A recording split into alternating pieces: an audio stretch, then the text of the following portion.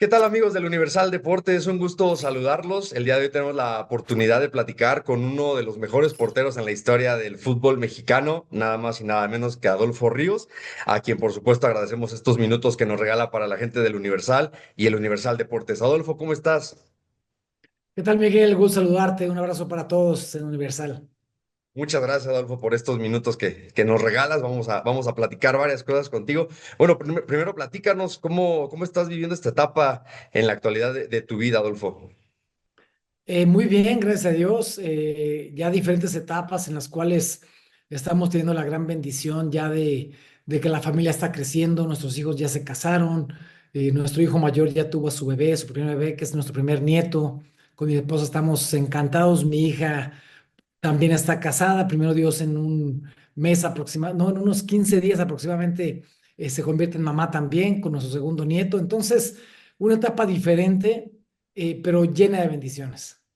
Qué bueno, Adolfo. Has estado, por así decirlo, después de que estuvieras tantos años en el fútbol, has estado un poco alejado, ¿no? Dentro del terreno de juego. ¿Cómo te sientes? ¿Cómo estás en la actualidad al no estar durante tantos años en el fútbol? Mira, realmente cuando jugaste fútbol tantos años, nunca te alejas de las canchas.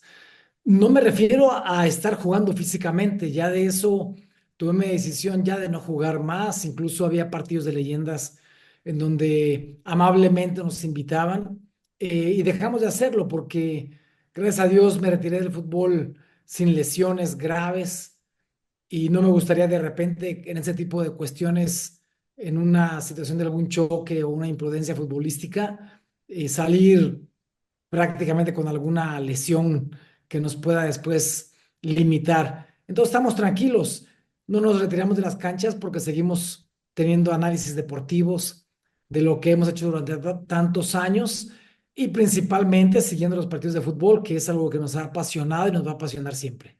¿Te gusta estar al tanto de lo que va sucediendo con la Liga MX? Adolfo, ¿estás al pendiente de cada jornada? ¿Te das tus espacios? ¿Cómo llevas ese proceso?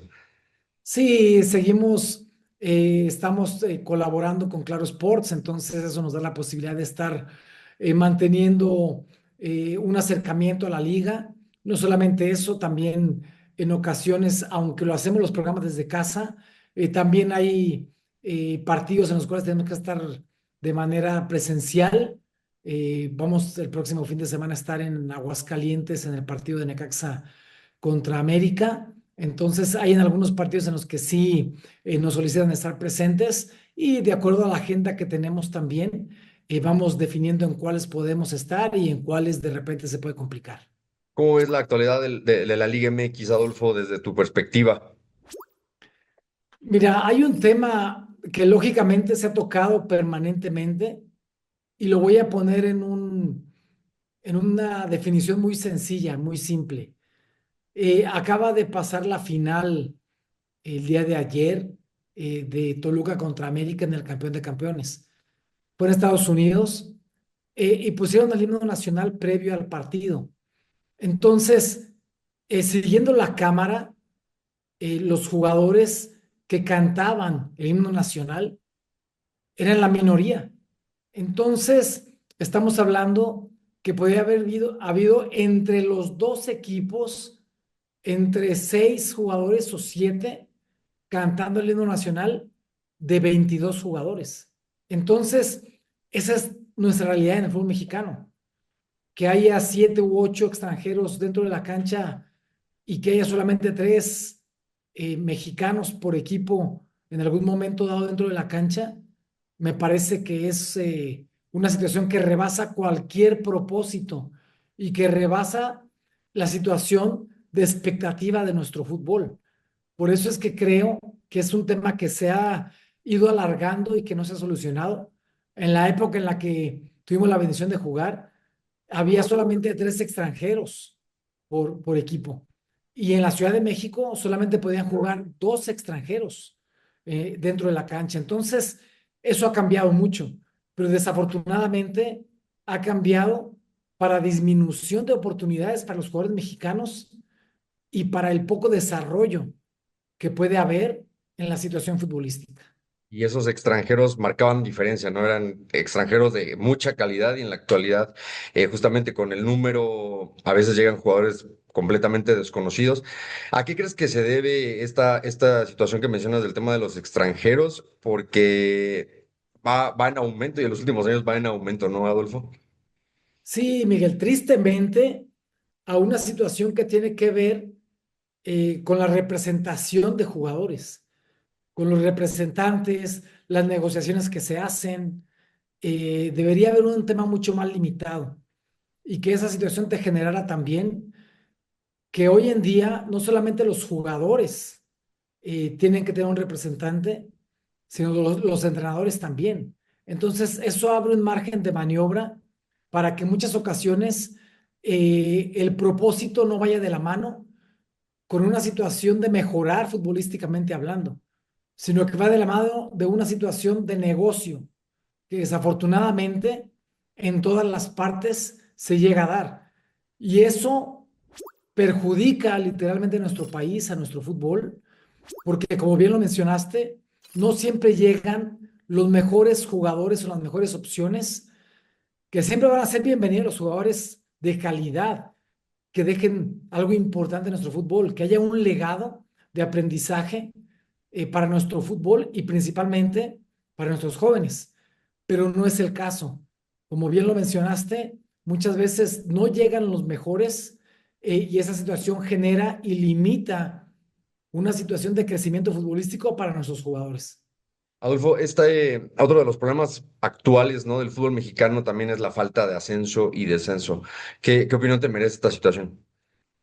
Mira, es algo que desafortunadamente la Liga MX, la Federación Mexicana de Fútbol, sigue alargando.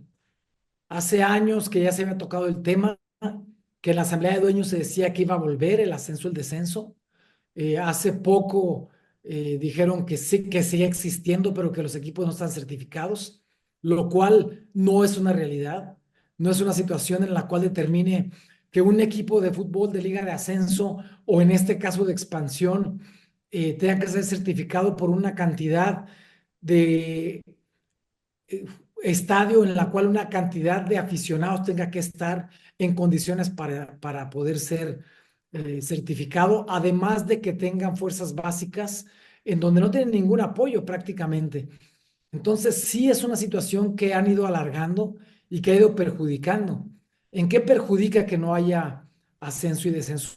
Principalmente en la capacidad de representar a una institución, a un equipo y poder pelear con lo que representa un ascenso, poder llegar a una cuestión que determina que vas a ganarte en la cancha tu derecho a estar en primera división, que vas a ganarte una posibilidad de ser visto no solamente como entrenador, sino como jugador para poder aspirar a llegar a primera división. En el otro tema, ¿en qué perjudica? En que no hay una cuestión de descenso, que no hay una cuestión en la cual determina que con justicia deportiva puedas llegar a pelear un descenso o un ascenso. En este caso, equipos que aparentemente se paga una multa y que sigan manteniéndose en primera división sin una justicia deportiva para poder.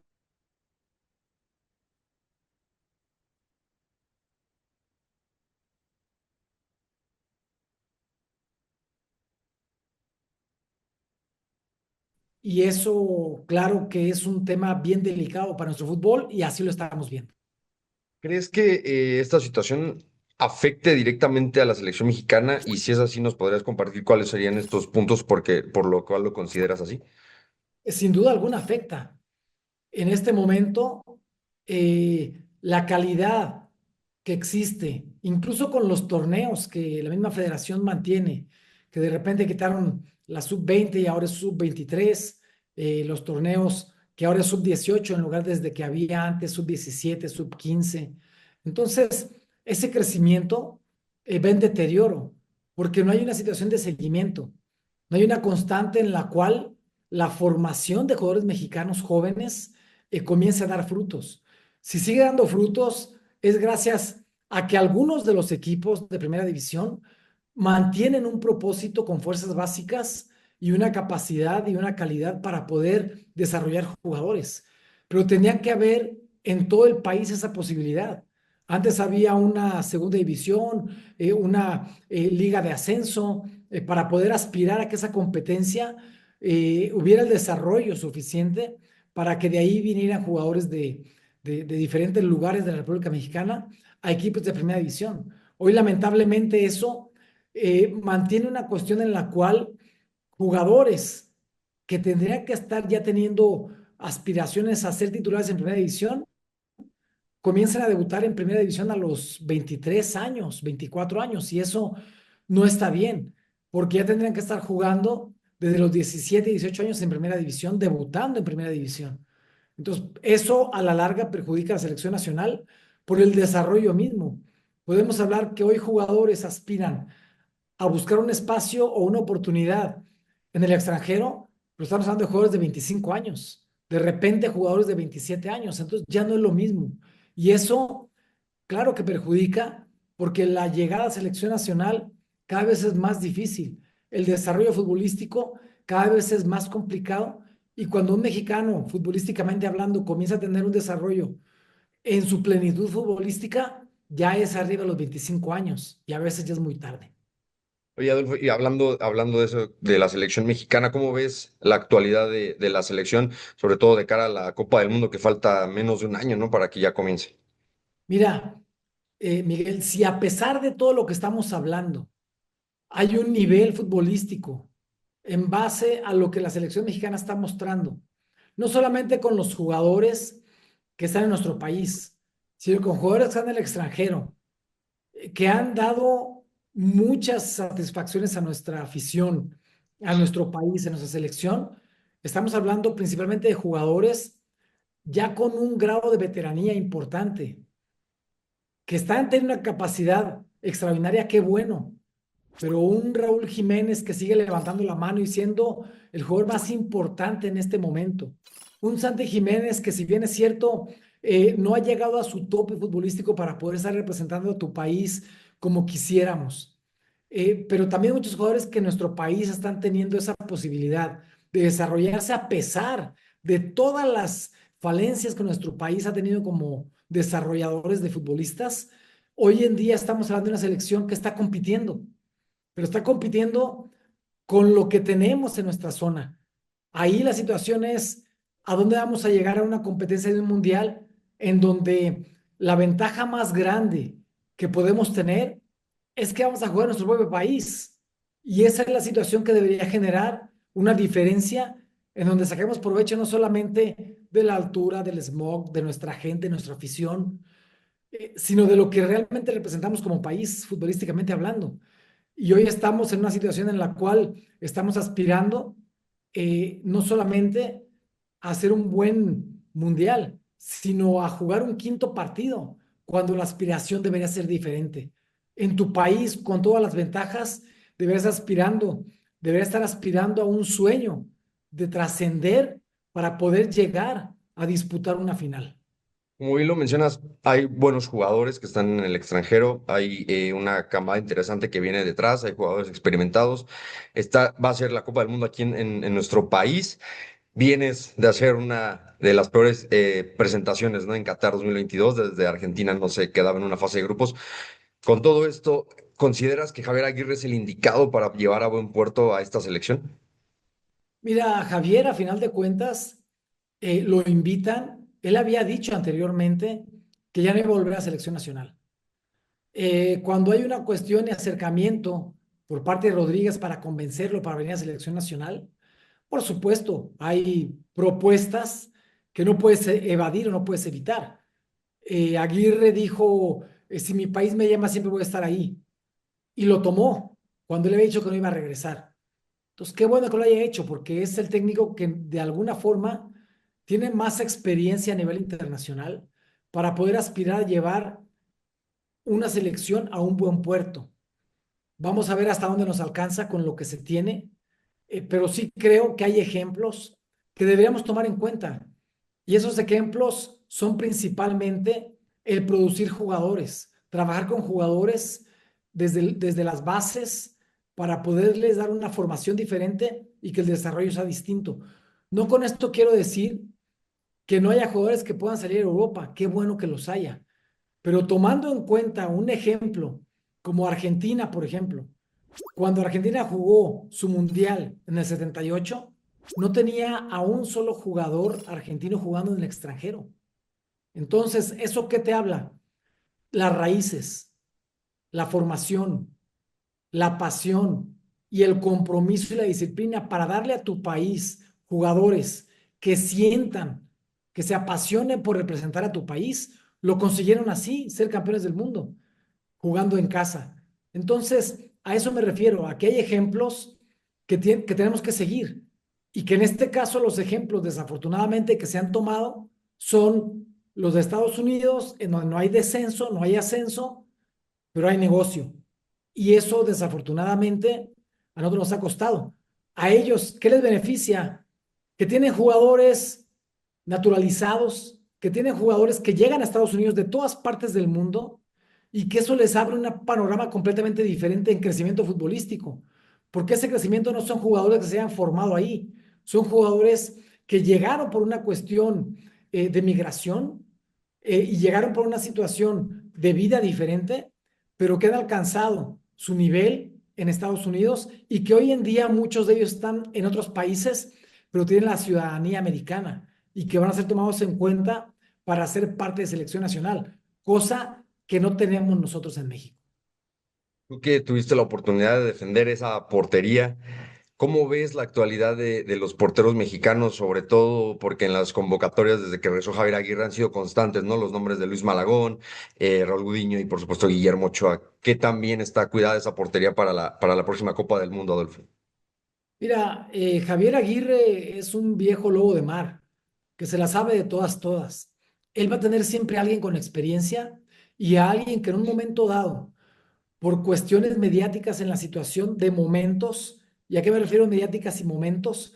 Con lo que ha conseguido Malagón. Malagón, 3 veces campeón de fútbol mexicano, demostrando en su equipo, siendo figura en su equipo para poder conseguirlo.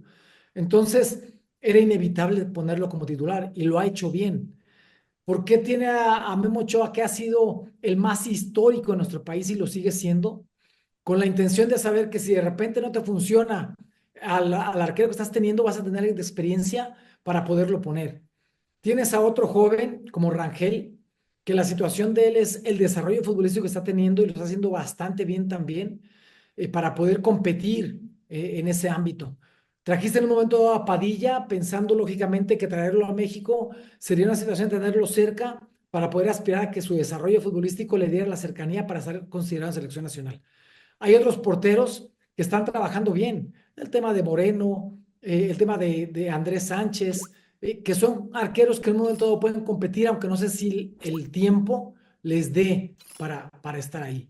Entonces, hay grandes arqueros que están trabajando y lo están haciendo muy bien, pero la situación de competencia no ha sido en una cuestión en la cual determine que la experiencia, el trabajo y la capacidad de los porteros esté tan pareja. Ahí estamos hablando de 3 o 4 porteros que pueden estar al lado considerados para un mundial, pero no como antes que había en los equipos, si había 18 o 20 equipos, podía haber 16 porteros mexicanos y solamente 4 extranjeros. Hoy en día es completamente diferente. Hoy hay mucho más extranjeros que mexicanos en esa posición. Creo que hasta el tema de Guillermo Ochoa, y lo mencionaste muy bien, el tema de su experiencia es lo que le puede dar esa seguridad, ¿no? A Javier Aguirre para en un momento dado ponerlo. Sin embargo, me imagino que lo has escuchado, ¿no? Existe este debate de que Guillermo Ochoa se mantenga en la selección mexicana después de tantos años y que a lo mejor se cree que no ha surgido algún otro portero que le pelee o que a lo mejor él tapa la llegada de algún otro. ¿Tú qué opinas sobre estas polémicas que se hacen en torno a la imagen de Guillermo Ochoa?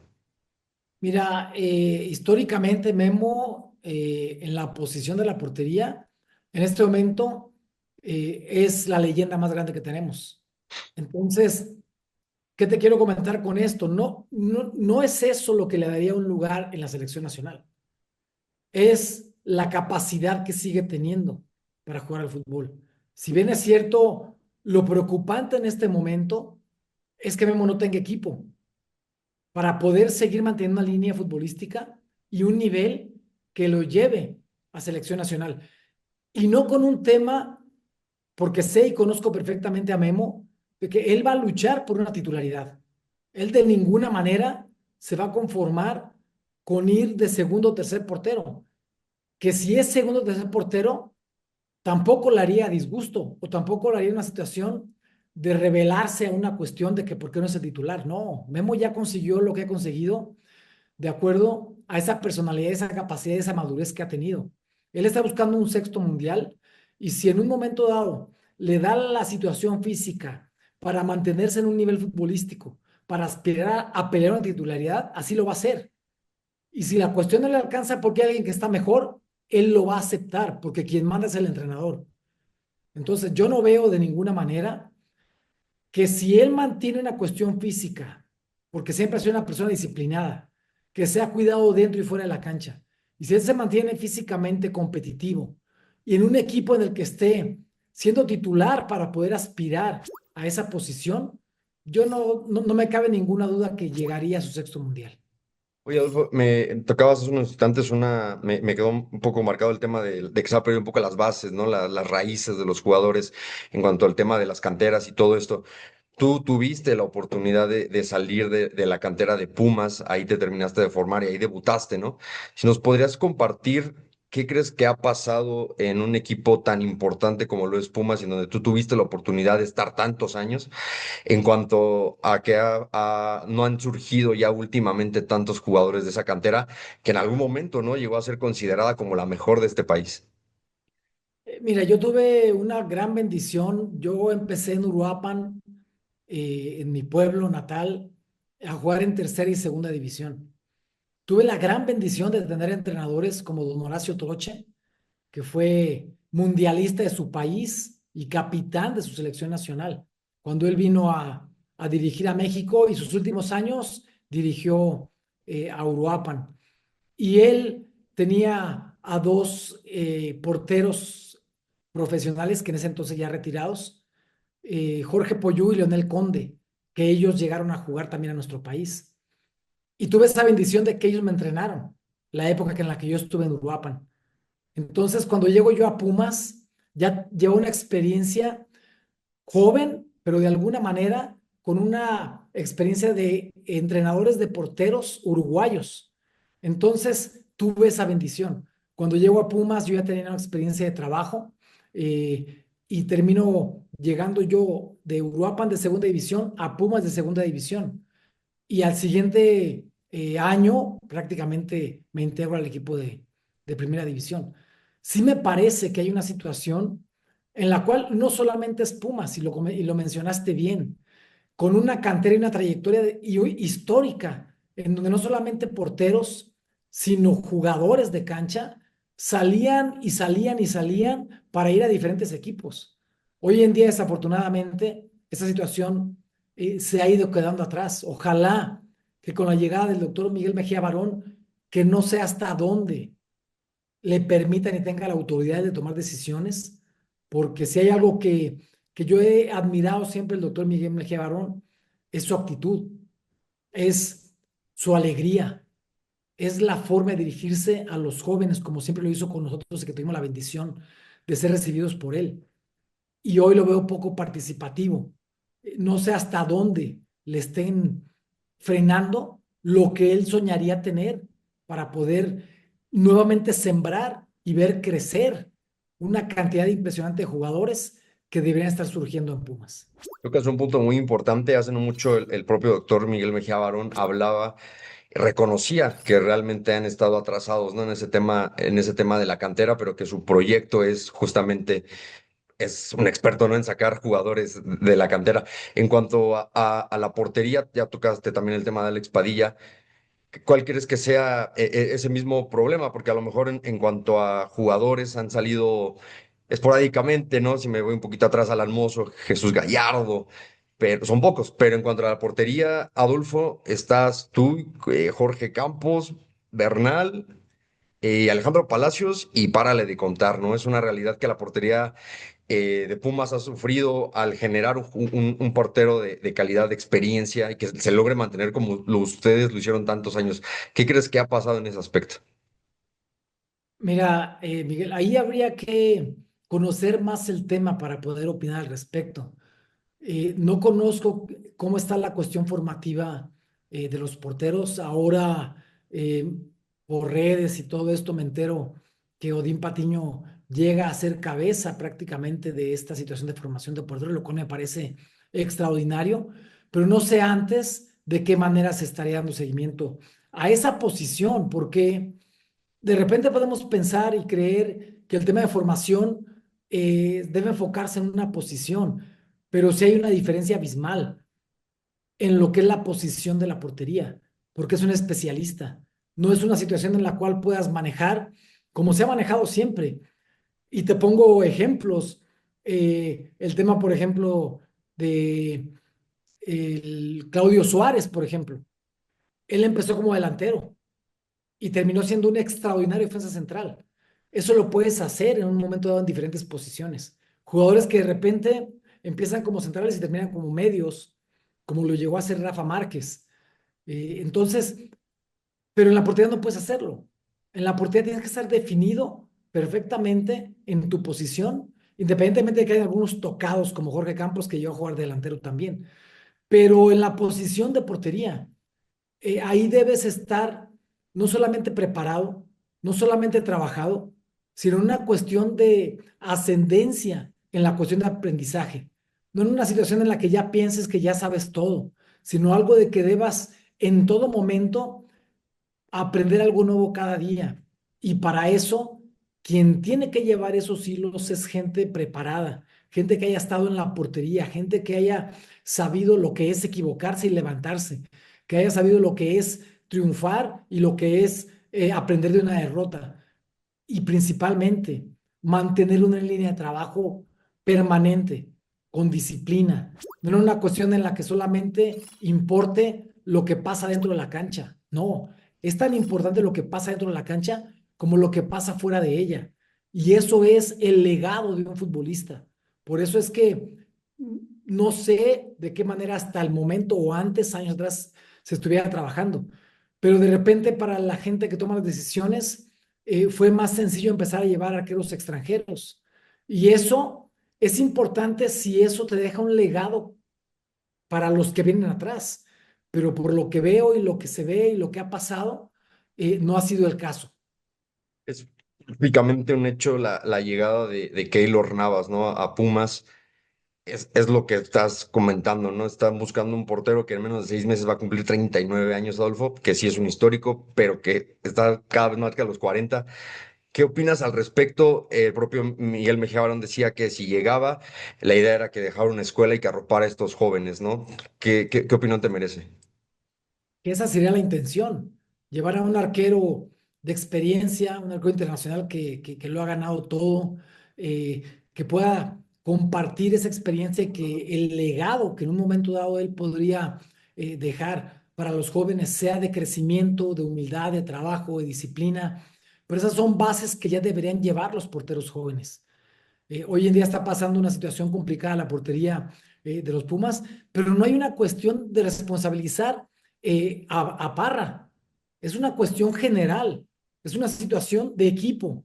Un equipo no se conforma solamente por un portero que en un momento dado sea debutante y que sea responsable de lo que pasa, ¿no? Esto es un tema de equipo y esa situación tiene que generarse y tiene que compartirse cada situación que se vive, no solamente con un error, no solamente con una tajada. En ese sentido, sí hay temas en los cuales debes esperar el momento oportuno para poder tener un debut con un respaldo que te dé ya cierta competencia a un nivel para poder después llegar bien preparado y poder competir como tienes que hacerlo. Y en este caso, las situaciones que en un momento dado se tomaron como decisión, por eso es que yo no sé hasta dónde permitan o le den la libertad absoluta a Miguel para tomar las decisiones, que de repente dos arqueros de experiencia que tenían los dieran de baja a los dos juntos por una cuestión que se llega a vivir en un entrenamiento en todos los equipos y que de repente la situación implique en que hoy en día estén exponiendo a un joven con capacidad, con cualidades, pero que de repente se le ha cargado la situación de presión, esa presión que cualquier jugador tiene, pero que en la portería se nota mucho más cualquier tipo de errores. ¿Tú en algún momento compartías que viviste una situación complicada en tus inicios de portero, que incluso tenías la intención de regresarte, ¿no? A Uruapan. ¿Cómo lograste salir avante, Adolfo? Porque justo por el tema que tocas de Rodrigo Parra, pues es un joven, ¿no? Dice Efraín Juárez, es un chiquito de 17 años, lo cual se le está responsabilizando. Sí, ha cometido errores, pero al final el mismo Efraín decía, pues los errores son parte de la vida. Compartía un comentario que le hizo Oscar el Conejo Pérez, que le decía que quién no la ha cagado como portero, ¿no? Que no conoce a nadie en el mundo. Entonces, ¿qué opinas sobre esta situación de Rodrigo Parra y cuál sería tu consejo, sobre todo porque tú mismo has compartido que tú superaste y te tardaste mucho en ser campeón, ¿no? Pero lo conseguiste. Sí, mira, eh, yo tuve la posibilidad de manera privada mandarle un mensaje a Parra, animándolo, por supuesto, y haciéndole saber que la posición más ingrata era la portería, pero es la posición en la que solamente los valientes están. Entonces, es una situación clara en donde, y como bien mencionaste que dijo el conejo, los que hemos estado ahí sabemos que los errores son parte de la posición y parte de la vida, pero que se nota mucho más cuando te equivocas en la portería porque el reflejo termina siendo un gol. Cuando un defensa se equivoca, está el portero todavía. Cuando un medio se equivoca, está el defensa todavía. Cuando un delantero se equivoca, están los medios y están los defensas y está el portero todavía para tratar de evitar un error. Pero es parte del crecimiento. Yo estoy a punto de regresarme a mi tierra porque ojalá hubiera tenido los errores que Parra ha tenido en partidos de torneo regular. A mí me pasó una final y una final es completamente distinta a los partidos del torneo regular. Y por una situación de equivocación mía, mi equipo perdió una final.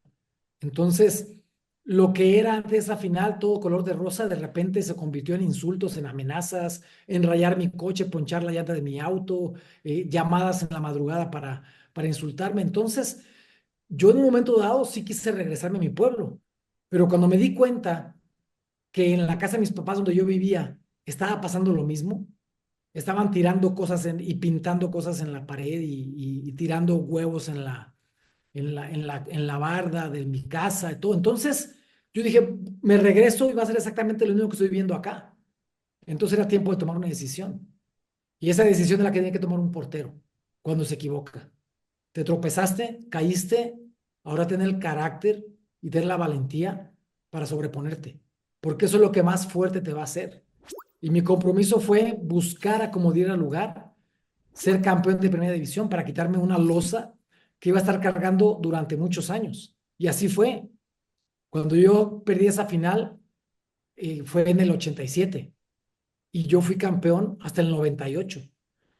Y todos esos años tenía un compromiso de no desvelarme, no fumar, no tomar, llegar una hora antes a cada entrenamiento, irme una hora después de cada entrenamiento para conseguir ser campeón. Esa disciplina me llevó a selección nacional, pero mi propósito seguía igual, ser campeón, hasta que lo conseguí. Pero hay un tema bien claro, no lo consigues solo, eso lo consigues trabajando en equipo. Bueno, tocábamos el tema de Rodrigo Parra. Necesita el apoyo, Efraín se lo ha dado, la directiva se lo ha dado. Él como futbolista, ¿qué es lo que necesita hacer para sentirse arropado, para sentirse seguro? Porque la realidad es que ayer en el estadio ya hubo algunos abucheos hacia él, Adolfo. Mira, la situación de abucheos, así como de elogios cuando te va bien en un partido, es parte de lo mismo, es parte de la presión. La única situación es, tiene que seguir trabajando. Es una frase muy trillada, pero esa es la realidad. La disciplina, el día a día, que no dejes pasar un solo día sin hacer algo más de lo que hiciste ayer. Entonces, es una situación clara en donde el apoyo lo tiene de sus compañeros, de su gente cercana, de su familia. Y créeme, la familia es la que más sufre. Cuando ves como papá, como abuelo, como hermano, como amigo cercano, como primo, eh, lo que se ha sacrificado para llegar a ese momento, lo que ha luchado, lo que se ha esforzado, lo que ha trabajado para llegar ahí y que de repente las cosas no salgan, como jugador te desahogas en la cancha y en el entrenamiento y cada día vas a seguir luchando más, pero como familiar a veces no tienes forma de desahogarte. O sea, tienes que quedarte con ese sentimiento, apoyar, por supuesto, en todo momento, pero el dolor es algo que va a quedar permanentemente. Pero el aprendizaje es lo más importante. Saber, esto también me va a pasar. Seguir trabajando, seguir esforzándose y seguir demostrando por qué fue tomado en cuenta en un momento dado para debutar en Primera División. Lo más complicado no es llegar, lo más complicado es mantenerte. Él ya llegó, ahora tiene que trabajar para mantenerse. Es que, regresando un poco a este tema de las bases, de las raíces, del ADN auriazul, ¿crees que ahorita los Pumas están en buenas manos con, ya mencionabas, ¿no? Regreso de Odín Patiño, el caso de Miguel Mejía Barón, Efraín Juárez, ¿no? Que son gente de casa, ¿no? ¿Crees que está en buenas manos actualmente el equipo? Sin duda alguna, gente que nació, que sintió, que siente, que ama esos colores, por supuesto que sí. Lógicamente, la situación es hasta qué grado están tomando las decisiones. O sea, esa es mi única incógnita.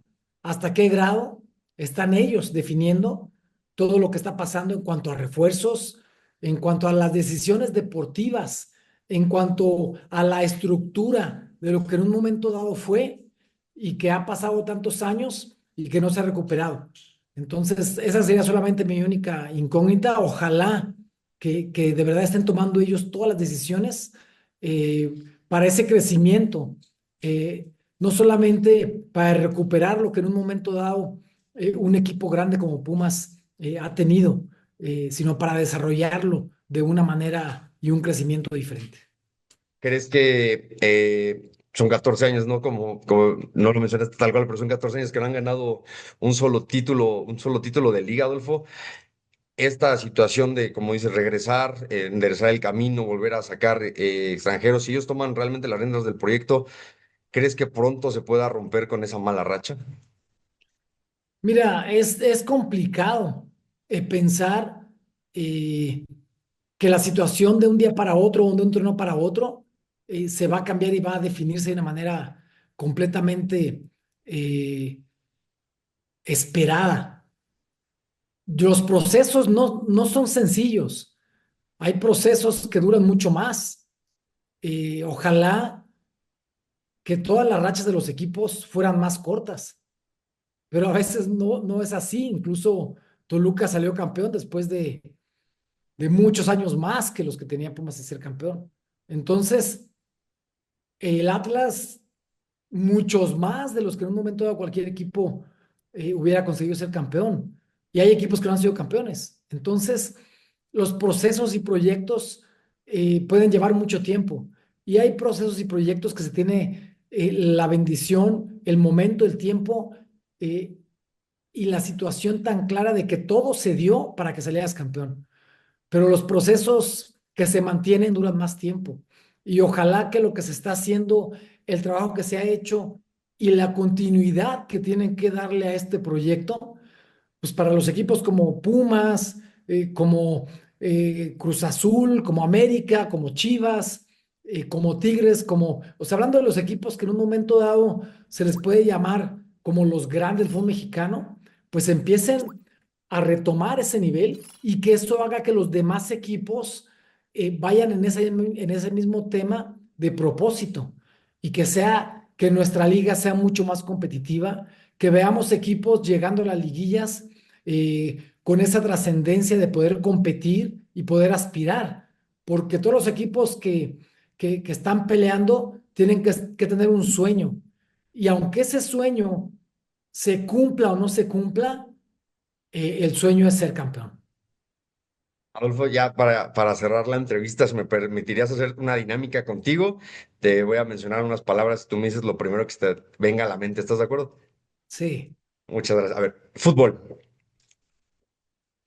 mi vida, Uruapan, mi origen, portería, única, Pumas, mi inicio, América, un sueño, Necaxa, primer campeonato, Miguel Mejía Barón, mi mentor, selección mexicana, una ilusión, Bora Milutinovic